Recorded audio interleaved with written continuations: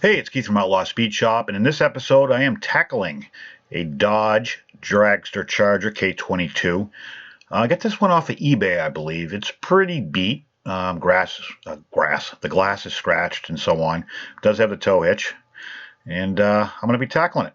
As always, if you like the content, make sure to subscribe and don't forget to ring the bell.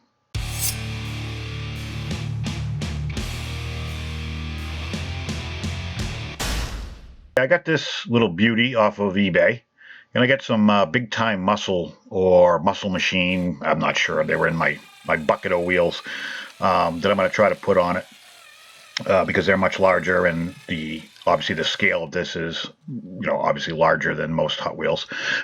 Excuse me. So there's two posts or rivets or whatever you want to call it. So I just slowly drill those out, and fairly easy to do on these. Nothing fancy, not any different than any other scale car. And it comes apart no problem. It's got the standard Matchbox style wheel axle holders, a nice white interior, although dirty, and a heavily scratched piece of glass. The motor is pretty faded and beat up, but it does pop right out. There's no screws that hold it in. It's just a couple clips. So because I was going to change the wheels, I don't need anything existing from Matchbox.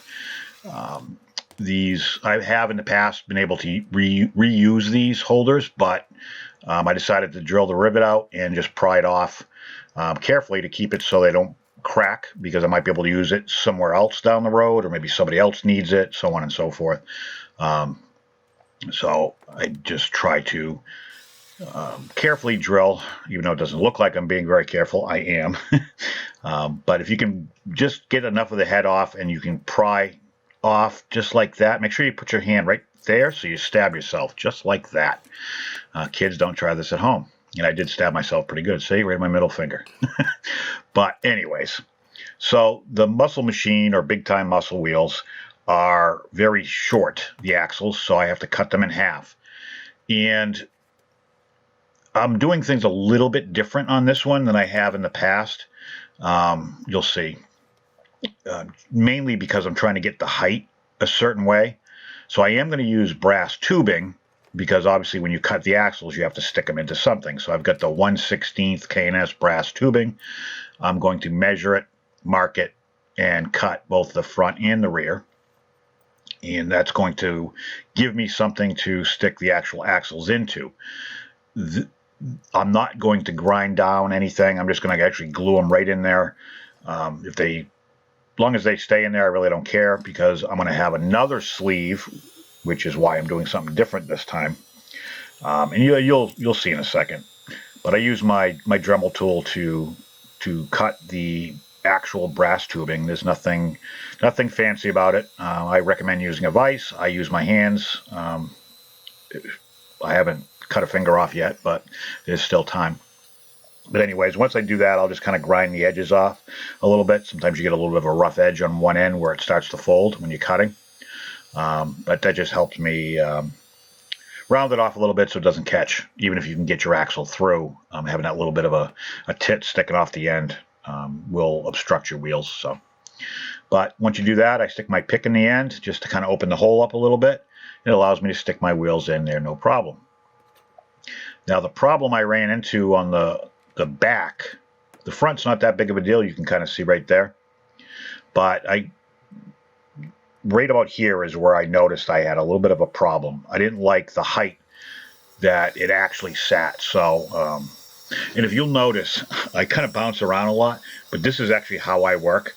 I take my videos as I do each step, and I put them and number them in order. So as you see stuff is actually how I'm doing it. I'm not splicing, something I did at the end and put it in the middle because it flows.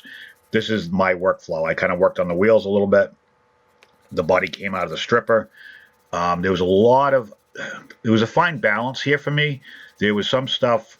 I mean, I really like the fact that a lot of these older, I guess you call them vintage Matchbox, Hot Wheels, whatever it may be, it's got some character to it. It's been played with. It's got some some scratches and nicks, and I want to keep some of it because it's got history, and I'm a history buff to begin with, and I always like to think that there's something there that tells a story, even though I don't know what it is.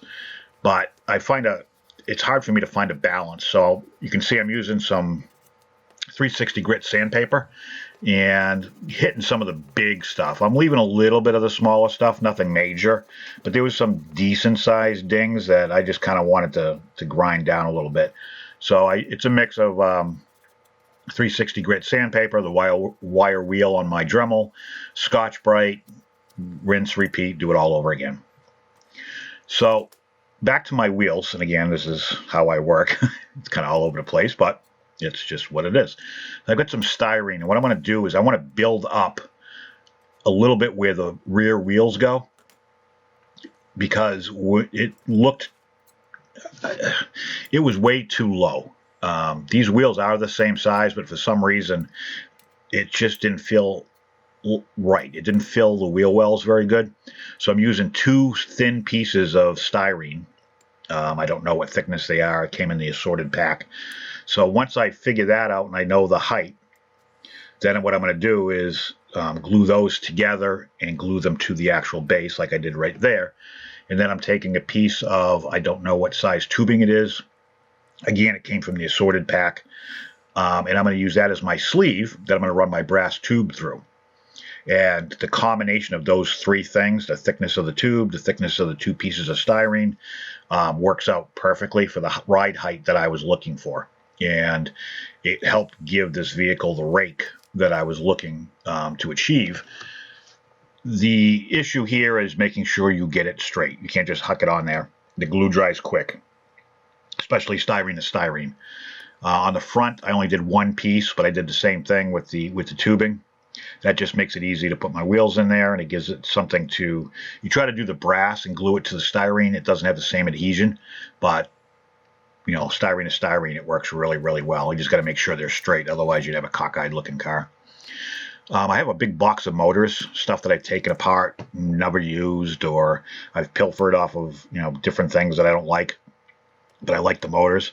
So I'm trying to... I went through and I had all these ideas that I was going to do, and I ended up deciding to use the motor that came with it, but I'm going to cut. It's got like a little faux scoop on the top, and it's really, really thin and small. It doesn't even look like a scoop. So I'm going to trim that off and trim it flush, and then I'm going to take the scoop off one of my big time muscle engines, and it's actually, to scale, it looks really, really, really well. So I'm going to end up mounting that on top, and it gives it the right look. And then as far as the chassis goes, the last thing I'm going to do is in the front, because the wheels are small, I just have to grind down a little bit off the radius underneath, because it rubbed slightly when the car was sitting flush. So it's maybe 1/16 of an inch, maybe 3/30. It's not much, but anyways, I'm just going to grind it down, and you can see here it's going to work perfectly, and it gives it the nice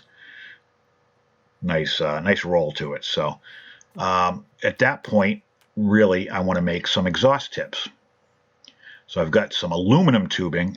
This is 3/16 aluminum tubing, and I'm just going to pretty much cut them so they sit just slightly flush with the rear bumper, maybe just a hair over. Same thing, cut it with the Dremel tool cut-off disc.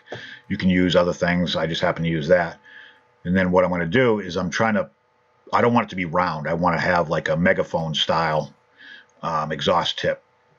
And you can see right there, that's what I do. Is I just did it twice, so there's 2 exhausts, obviously. I painted the chassis all black. And you can see right here, I already glued the wheel into the brass on one side, stick the brass through.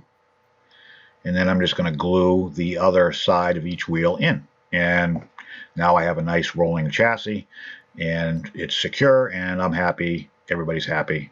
Nothing falls apart in a perfect world, which actually worked out well this time. But, overall, you just have to get creative. I mean, I could have done the wheels and the alignment, and everything. I could have done it probably 5 different ways. But this is one of those ones I just wanted to try something different. I built it up with styrene. It just happened to work. The body I primed in Tamiya gray primer, the fine gray, and I'm going with a midnight blue from Splash Paints. That's a base coat, clear coat system. So you can put it on, and when it dries, it's going to dry matte with a matte finish. And then when you put your clear coat on it, whatever you've laid down will really come to life and pop. Like with any paint, you have to put it on lightly at first and kind of get a tack coat down. So I kind of go fast. I'll really just slowly build it up. I haven't run, knock on wood, I have not run splash paints yet. And there's been times where I've kind of gone overboard and put it on a little heavy on my first coat, and it didn't run, so I got lucky. But again, I always try to err on the side of caution. I'll put 1 or 2 real mist light coats on, just enough so I can get some adhesion. What I'll do is after that, I'll let it sit for maybe, I'm impatient, so I should probably let it sit for like 5 minutes. I probably let it sit for 2 minutes. I refill my paint, and which you can dump right out of the bottle, and then I'll put a little bit heavier on. Now, I'm not just looking to get full coverage at this point. I'm also looking to get a consistent heavier coat than I did the first time. And it's hard to explain, and I really wish I could explain it better, but it works really, really well. Then when I get to my final coat, I can lay it on there pretty thick and pretty heavy and get a nice thick, heavy coat without any worries about running or anything, to be honest with you. I swear by these splash paints. I mean, I honestly, I don't have to mix anything. I just dump it right out of the bottle. Shake it up and call it a day. I just really happy with it. So anyways, I'm putting it on as thick as I can. You can see, I mean, it looks shiny, but the minute it dries, it's definitely a matte finish. The base, if you recall, I painted all black. I used Chaos Black from Citadel, which is a spray can, believe it or not, but it gives a nice satin finish. So because I did that, I had to go and do all the bumpers and chrome them out. I'm detailing the existing motor just a little bit, and I'm going with orange because I thought it would, if anything does stick out through the hood, it will be a little bit of a contrast. I didn't want it to just be chrome. The belt I'm doing with a combination of pens. And again, I mix things up. I've got paint. I just happened to pick pens. It was close by, and it worked. The headlights I chromed out as well, and then I put these transparent yellow on the inside lights, and I'm using the Createx Pearl White on the actual headlights. Remember, there's a chrome base there. I did that on the back as well. So the back sail panel I painted black. I could have used a pen or whatever, but I'm using the Abaddon Black from Citadel. Now comes the windshield. As you can see, hopefully it's pretty beat. There wasn't a clean, flat, non-scratch surface anywhere.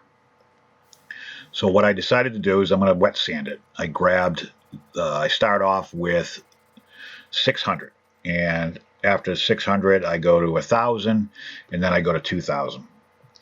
And it really does seem to make a difference for me on the heavier scratches. The 600 is just heavy enough. You can probably go 480. And then once you're done and cleaned, you just keep going and going, and then you're pretty much at 2,000. At that point, when you run the sandpaper across, it's nice and smooth, and you don't hear any grit or anything like that. So now I'm going to take my polishing compound that I use for my cars, and I'm just going to very lightly polish. This is an optional step. I've done it both ways, where I've just dipped it right in the pledge or the gauzy, whatever you happen to use. But I found, because I did use the 600 and I did, step it up to 2,000, I wanted to make sure that once, I get the sealer on there, that it was going to stay nice and shiny. So this works really well. I'm not putting a lot of pressure on it. Wipe it down with a terry cloth towel, and you're good to go. At this point, you can just dip it right in your preferred choice of dip and, knock yourself out. I'm using the Pledge Floor Shine right now, only because I happen to have some already set aside for something else. Dip it in, dip the other side in. The big windshields like this on the bigger cars, little challenging, but not too bad. Then you just wick off on the paper towel, get the excess off so it doesn't dry, because it'll dry like that. Cover it, and you're good to go. So here's a picture of what it looked like after I put the clear coat on. So you can see This is just a phenomenal. The midnight blue just really, really pops. I just really happy with it. So this is what I started with. I love these Chargers. I'm not a fan of the windshield, the way it's kind of curved at the top, but that's just the casting, and that's the way they made it. So it is what it is, but open and closing doors and a tow hitch. Pretty beat up, but well played with and loved. This is what I ended up with. I kept the interior white. I love it. I think it's a nice contrast to the midnight blue. You can see the scoop I put on there. When it rotates around, you'll be able to see the trailer hitch, which I chromed, and the exhaust tips. Hope you guys like it. Stick around. I got some pictures at the end. I will catch you on the next one.